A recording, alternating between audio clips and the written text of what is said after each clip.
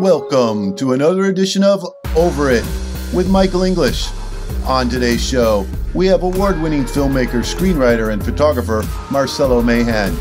He stops by to talk about his love for cucumber sandwiches, Chopin, and people. Hey, relax. We can remove that part. You do indeed like cucumber sandwiches. I do indeed, with the cream cheese. I'm your non-marathon running host, Michael English. Welcome, Marcelo, to the Thank program. you. Thanks so much for having me. Or should I say, thank you for having me, because you had me in your studio here in Greenpoint. This is, by the way, our first remote for Over It, and I graciously thank you for opening up this home and studio for such an event. And by the way, I gotta mention Orson and Pablo. They're part of this. They're part of this jam. They're going to be doing their thing, however it is. So I hope you're dog people. We're here in Greenpoint in your studio, which you call Marcelo versus the Monsters. Yes. The monsters are everywhere? The monsters are everywhere. They can be anything. I mean, self-doubt, writer's block, artist block, anything that keeps you from creating your vision and seeing it to completion, or just starting, you know? Because sometimes the monsters in your head will tell you, no, that's a bad idea, don't do that. And you just wanted to start. It's a resistance monster, yeah, right? It's like pushing you all the time. Exactly. Don't. Exactly. I applaud you, by the way, for having 2 dogs, but you say you foster dogs for people in need. That's very cool. Exactly, yeah. Pablo is the big pit bull. I think maybe half golden retriever as well. Yes. And then Orson's my dog, the little Augie. The little sweet boy there. Yeah, he's got a kind of David Bowie thing going on there with a blue and a brown eye. I love it. Yeah. So here we are in the studio, and I'll confess we met through your film. Well, we met through the early stages of you thinking about this film, The Sleeping Life of Sofia. Oh, right. You were kind of scouting locations, you were kind of thinking about doing things, and somehow we crossed paths and we became colleagues and friends. Yes. And, I'd like to continue this friendship. I feel like remiss that I had to ask you to come onto my program to catch up to Marcelo World. This film is a head bender, a mind bender. It's a surrealistic, I said Dali-esque. Is that okay to attach Dali to this kind of a...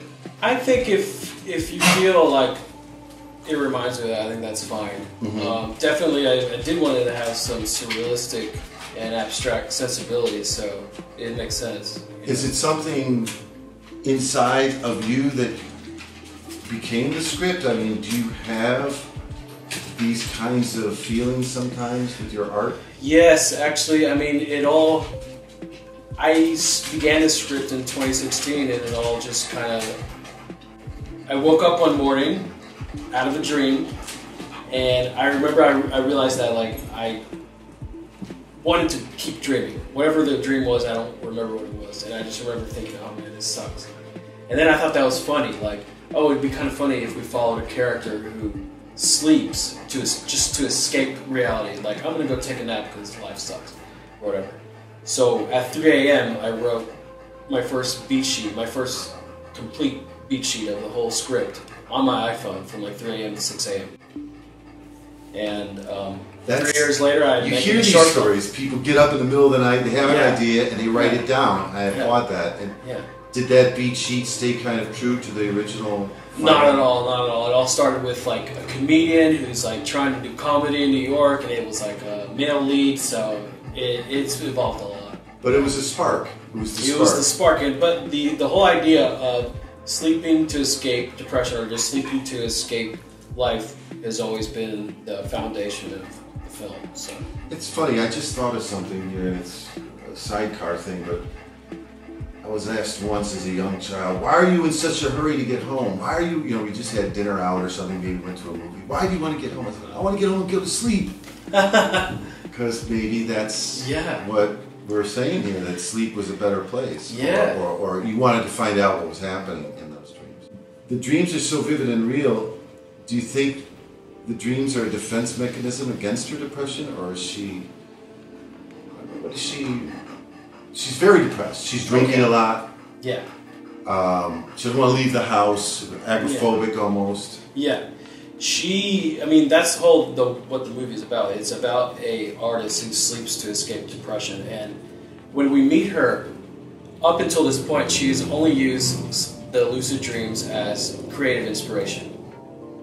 But when we meet her in the film, she's coming to terms with the fact that, oh, I probably used this to escape reality because I'm so depressed, I'm lonely, I'm isolating myself, and that's what she's coming to terms with in the film. She's trying to break this habit, like, okay, I can't just keep sleeping.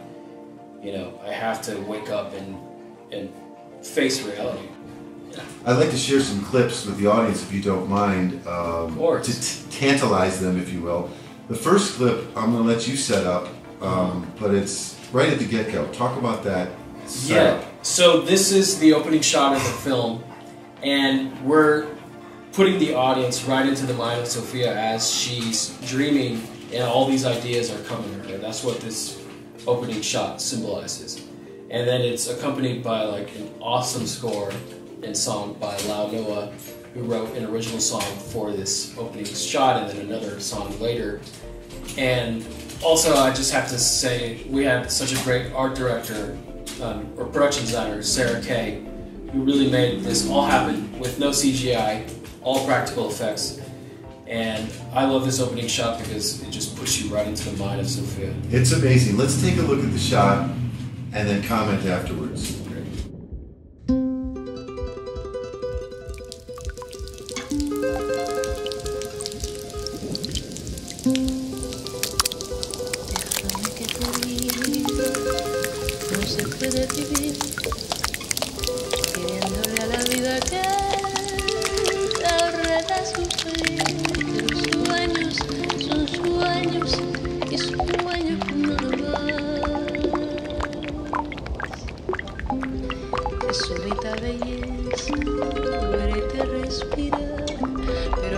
Certeza la cosa del soñar es que termina tarde o pronto. That was amazing. Now, I've asked Marcelo off camera if any of that was CGI. He just said it wasn't CGI, but it's so well done that I don't know, it's mesmerizing. And it was a one-take thing, obviously, right? It had to be done in one take. We only had one chance at that. We had to practice that a few times, like before we shot, and that was such a cool moment on set because it made everybody so euphoric, just seeing this happening, and just how happy like Anakoda was during it, and just how like exciting it was. Like afterwards, everybody was clapping it, and it was right at wrap time, and so everybody was just like so energetic and like ready to wrap up, but just so also like so, I don't know, so stoked. So how many pigments? Are you just using the 3 primaries, or how many pigment colors did you use? So we have red, teal, pink. Those are our colors right there. Yeah, because in the art gallery scene, you see a finished painting. Exactly, and it's the exact same colors. Yeah. The next scene we're going to set up is the art gallery scene, where there's a cast of characters in there that, first of all, Mr. Deal. George Deal. Mm-hmm. He plays 2 roles in the film, doesn't he? He does. The art critic is amazing. I liked how he just eviscerates her, and then she just says, what does she say back to him? Just shut him down. Well, it ends with him in her face. Right. You know, saying, you know, you need to, if you want to be... You have to have a lover. Yeah, if you want to be the artist that you're meant to be, mm-hmm. and inspire people, you need to get out and find love. So amazing what love can do to you. Just look at your paintings now, Sofia. So inspired. That's what I do. My God. Wait, what does my being in a relationship have to do with the quality of my work?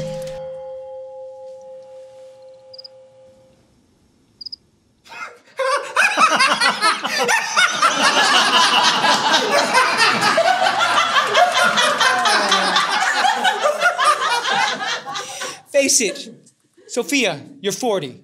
I'm 30. Right, 50. Look, you want all this? You want to be a true and respected artist and spark your creativity in ways you never thought were possible? Then get out of your own way and love! She tries to save it, feels good about it. Oh no, this is just. She tries to save it, feels good about it. Oh no, this is just. So let me ask, there's a lot of comedic moments. By the way, I just had Corgi attack my lap, so he's okay. Funny parts of the film, there are many, but the date scene from hell in the restaurant, the Korean restaurant, with, say the actor's name again? Jared Mason Murray. He steals the scene, and I want you to expound a little bit on why that scene is in there and what it means. What does the octopus mean to Sofia?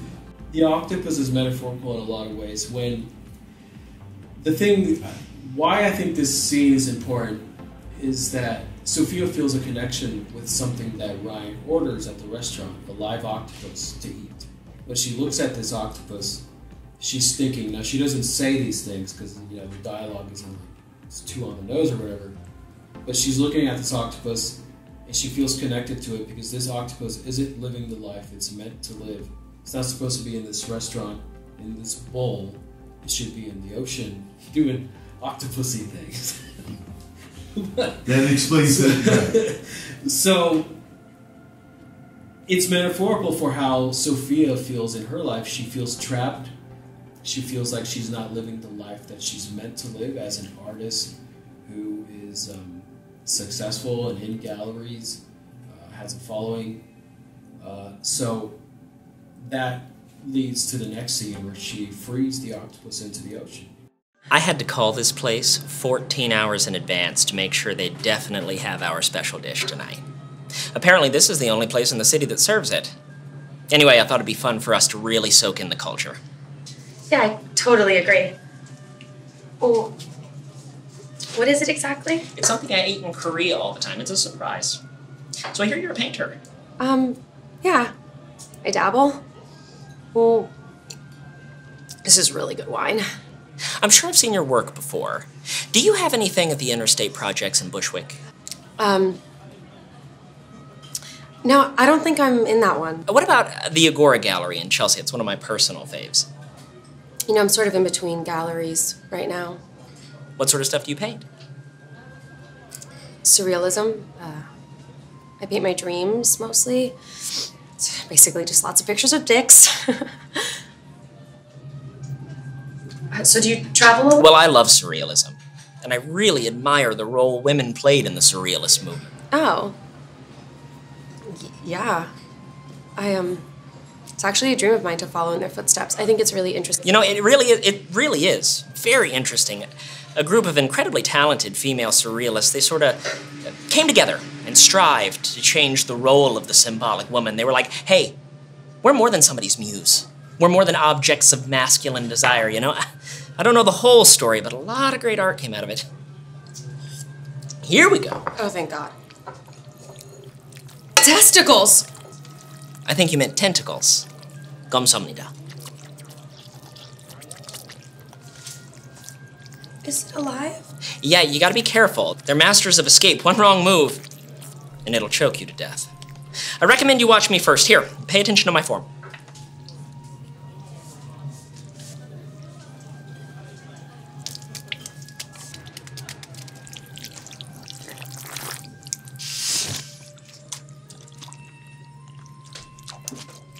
See? Ooh!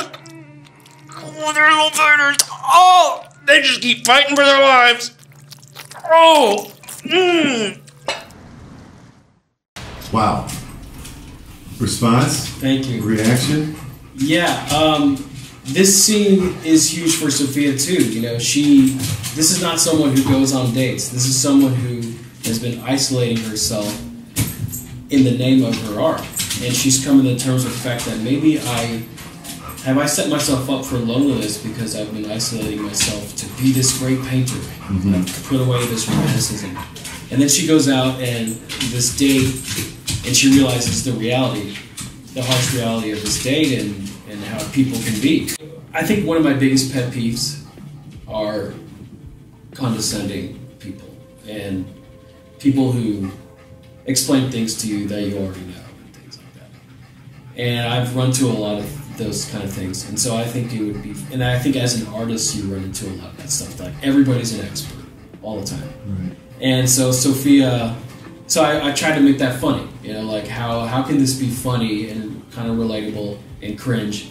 And Jared just comes in on audition one day and he has this mustache, which is amazing, and you just know right away that this is the guy. You had a lot of people working on this film, behind the lens and in front of the lens, that were extraordinary. However, Eva Doherty producing, what was some of the lion's share of work that she brought to the party? There, I mean, the list is endless. You know, I would say she saved the film, because when she came on, we were only a month away from principal photography, and just the effort and the things that we got done in 1 month, permits, you know, SAG after actors, Locations, right. Everything. She wore a lot of hats for you. I want to tip my hat to Mr. Dylan's story also, the music, the score. He didn't work alone, but he's also known as Destroy. Yes. Did Destroy provide some music for this film as well? So, not Destroy the artist, but Dylan's story, he composed the score for Sofia. The crazy thing is, this is Dylan Story's first score on a film ever. And so he's mostly theatrical? Yeah, so he's mostly, you know, he just makes music like experimental rock or whatever he does. But this was his first score, and I just think the emotional weight that he adds to it is fantastic. It had a real top-line feel to it, because each scene that he scores for is different. I mean, the scene at night where she's drinking on the river is different than the selling her art in the streets of Williamsburg. The one thing about the score is the motif. So it's kind of like seeing a painting come together.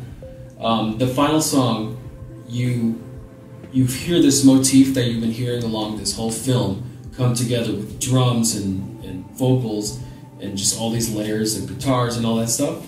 But throughout the film, you've just been hearing this little motif that's all about Sofia. And then finally at the end, you hear it explode. So to me, it's kind of like the process of an artist figuring out like what direction to go in, whether it's a painting or a planned. Was this planned? Yes. Well, I did tell him, because the motif started with his song "Fleeting," which wasn't written for the film. He had already written the song for himself as "Destroy." But what that song is about is like wondering if I'm too old to keep pursuing my dreams, and the burden of chasing your dreams. It was about that, so I asked him if we could put it there, and then we realized that the motif in Fleeting and the melody could be perfect for Sofia, and so we just kept it. So please check out The Sleeping Life of Sofia. It's on Marcelo's Vimeo page, and for this film and many more films by Marcelo, by the way, in his arsenal, I want you to check out Today I'm Happy. I really enjoyed that. That's something of relatively new, right? Yes, it is. I really like that. It's a sexy short film disguised as a public service announcement for mental health, but it really stands on its own to me. I mean, it's like, who saw that and where was it released? I just finished this, so I'm actually still in the point of entering it into film festivals, but I put it online for people to see because since COVID and everything, film festivals are getting cooler. Yeah, I think we need this. I played it twice in a row just to get happy. Remember I said something to you, you texted me, I said, I'm busy, I'm getting happy. Yeah. Then you realize, oh shit, this actually isn't as happy as I thought. It looks like a happy film, kind of like Sleeping Life of Sofia. I love to do that stuff where it looks like it's going to be a happy film, and then you watch it. I didn't want to say this, and nor do I want you to take any kind of offense to it, but it felt like part 2 to Sleeping Life. It really did, almost. Oh, really? It felt like... I know. Not part 2, but like, you know, here's another person who needs to save themselves. Right. First thing you thought about this morning? Okay, actually that's funny because The very first thing I thought about this morning that came to my head, it was that song by Seal, Kiss from a Rose. Oh, right? wow. I Okay. didn't know that song. Kiss from a Rose. I don't listen to this song ever. I don't know. It's not in your playlist. It's not in my playlist. I don't care about the song. Then 2 hours later, I'm in my car, driving to wherever I need to go to work. I put on the radio. I never put on the radio. And what song comes on? Seal's Kiss from a Rose. That's the power of the mind. It has to be the power of the mind. Okay, first thing you did this morning. Not the first thing you thought about, the first thing you did. I walk the dogs. Oh, that's what I love to do. They gotta walk. They gotta pee. They gotta poop. They gotta be happy. See, and I said walk, so Orson's looking at me like that. You see? What'd you have for breakfast? Bacon, egg, cream cheese. Ooh. Bacon, egg, cream cheese with an everything bagel. I always have to say cream cheese whenever I order it. Cream cheese, because they always put cheddar cheese. If you don't Power say of the mind, Marcelo. I just started putting cream cheese in my scrambled eggs the other day, and I was looked upon as a heathen and a savage until my wife tried it. She said, "This is pretty good. Yeah, It's really good." it's fantastic. Your favorite artist as of late? I know there's a lot of artists, but I'm really into David Lynch right now. I think a lot of filmmakers will say that, but I just got this old TV VHS, and I've just been buying a bunch of VHS tapes. And since he's in the '90s, big director in the '90s, and now been getting a lot of his movies and watching them on VHS. And this guy's amazing. he's gonna make more. I think he's gonna make a couple more. Okay. What's your favorite scent? Lavender. Lavender. Do you have a favorite movie of all time? And it's impossible for a filmmaker or a film aficionado or anybody at all into film. But do you have a favorite movie that you could? Just off the top of my head, I think Whiplash. Great film. Yeah, great film. In fact, I think that inspired the ending of The Sleeping Life of Sofia. Really? Yes, where it's just an artist doing their thing, music, and a very euphoric score. Yeah. I wanted Triumph. that kind of thing. I Not to know- give away the ending, but whatever. Like, You're gonna watch it anyway, so Favorite place you like to kick back and relax and don't say Greenpoint? Okay. Honestly, I like going back to Houston, where I'm from, where H-Town. my parents are. Yeah, Wow. H-Town, and chilling in my childhood home. Do a little backyard hang. Backyard, pool, Do big you still have house. friends back there from those days? Not any that I talk to anymore. Right. It's Tough. It It's is tough to hit a certain age. It is that- tough. Unless you were that person. Also, you realize, man, do I really want to be friends with all these Texas people who I grew up with who It's fun. have this mindset of it's very not New York. Unless you're in Austin, I don't know. Unless you're in Austin, yes. But I've heard Houston can be very progressive, so I'm not going to slam Yes. anybody. Absolutely not. But I can because I'm from there. So. So you like to go to Houston to chill. Where do you like to hang out to go raging? Like, let it all hang out? Brass Monkey. That was the Brass first Monkey. bar I ever went to down here. Down in the meatpacking district. Yep. It's got like 3 stories. Oh, yeah. Every story's different. Oh, yeah. Fun times. What's an album you could categorize as a soundtrack for your life? Oh, that's hard. But I would just say anything that Chopin makes. Okay. Okay. I do enjoy a little Chopin. I just need that piano. Least proud of personal trait, in other words, procrastination, you know. Okay. What's your least proud of personal trait? I think sometimes I have a hard time listening. I'm trying to be a better listener. Maybe this is the ADHD, I don't know. But people say things to me and I'm making eye contact, but I'm like, can you say that again? Baskin Robbins just called over it. They want to do a 30-second ice cream flavor using your name in the title, or Marcelo versus the Monsters, I would assume. What does Marcelo versus the Monsters ice cream taste like, and what's in it? Okay. There's chocolate. There's graham crackers. Otherwise woof woof. There's chocolate, graham crackers, and caramel, and then sprinkled with some bits of alcoholic chocolate frozen things. Okay. Not alcoholic, I was gonna say this but filled with some whiskey topping things. Okay, Baskin Robbins, 21 and Sprinkles. over. Got it. So you just took a trip to a place far away, a place I've never been. Where'd you go? El Salvador. I went to El Salvador. It's so awesome. It's beautiful. It's a photographer's dream because there's lakes. I mean, it's just the mountains. It's beautiful. So your cousin got married, you went to El Salvador, Yeah. you took a lot of nice pictures. Do you think you'll go back? Actually, I do want to go back, and I told a lot of people there this. I noticed, I'm a dog person. There's a lot of stray dogs. They're everywhere, all over the place. And I want to go back with a truck and help these stray dogs, get them some vaccinations, maybe bring them here to be adopted. I don't know.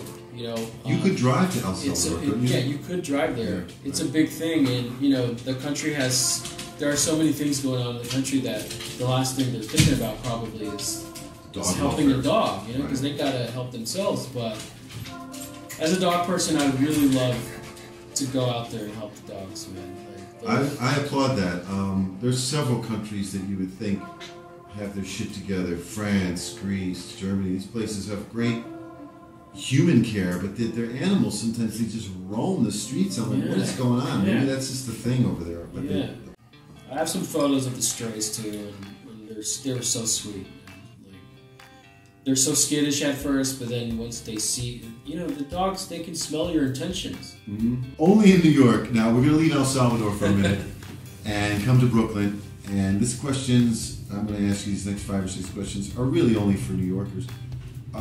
You see somebody walking down the street talking to themselves. There's no earbuds. They're just talking to themselves. They're not yelling. They're not screaming. They're just do you find that? Do you react? Do you just let them go by? Do you get into the conversation? I applaud them because I wish I could just talk out loud to myself. Also, maybe they're practicing because I think a lot of people, because of COVID and everything, maybe have forgotten how to have conversations. True. I've seen a lot more of it, so maybe you're right. Do you ever grab a bite to eat after midnight, after, say, doing something and you're like... Too much, yes. What place do you like to do that? There's Franklin Pizza right outside, or Polly G's. Okay. They're not open past midnight, so I go there before, but I'll eat their pizza after midnight because I have a bunch. Sure. And Orson likes the pizza, right? Now we're in lovely Greenpoint. They still have bodegas out here in Brooklyn, and plenty of them. Do they have any bodega cats? Do you have a favorite? See, there is un gato at his Franklin. His name's un gato? He's un gato. He's a cat. Who knows what his name is, but he's in the Franklin Deli. And this gato. Right downstairs in the corner? Yeah, right downstairs. He's awesome. What is a good reason, Marcelo, for pounding meat? Pounded meat. Yeah. Damn. Okay. I'm on antidepressants. It's no secret. I made 2 films about depression. So I don't really ever. Well, I was talking about cooking. Forget it. What? No. What's the most abused or neglected part of your body? Most abused. Now, you can't say pounding meat because we know you don't pound meat. What's the most abused or neglected part of your body? Oh man. Cuticles. Say the back of my ears. I don't really want the ladies to know that, but you all probably don't clean the back of your ears as much as you think. All right, I digress. Do female frogs croak? I'm sure they do. Yes, they do. If you were going to make parachute jump, Marcelo, at least how high should you be? About 60,000 feet. I was going to say about 4 doobies. According to Cosmopolitan, if you meet a stranger at a party and think she or he is attractive, is it okay to come out and ask them if they're married? I think they would find that creepy and direct. People don't like they don't like directness anymore. You have to go on a phone first and then ask that. I think actually are you single is fine though. Are you single? Yeah, if you at the that's not legit. Are you single? No, not like to be. Orson, are you? Oh yeah. As you grow older, do you tend to gesture more with your hands? I think less, actually. Less? Yeah. I'm a little bit more calm. A little more calm. Yeah.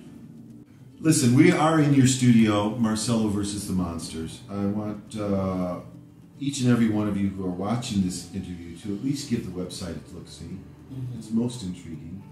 Thank you. It's a great location. Chill as F, as the kids say. Chill AF. Chill AF, as the kids say. What's in store for the future for Marcelo? I want to keep making films, as many as I can.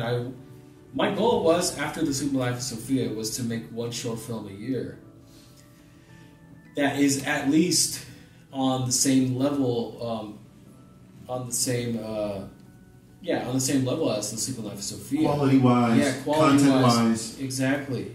The scope, on the same scope as Sophia. So you're only 1 year behind on that. Yeah. And I do make short films, but if you see Today I'm Happy, it's one camera and no crew, you know. But it looks like it might look like... it looks like a high-end commercial. Yeah. You could be selling Ambien or something, or whatever the hell. You know, these drug ads look so great. So now. you think it looks sexy? It I is sexy because she is sexy. Oh, she's sexy. And she's lifting her, trying to do all her plans. And I can just hear the director going, "Perfect, do that again. Perfect."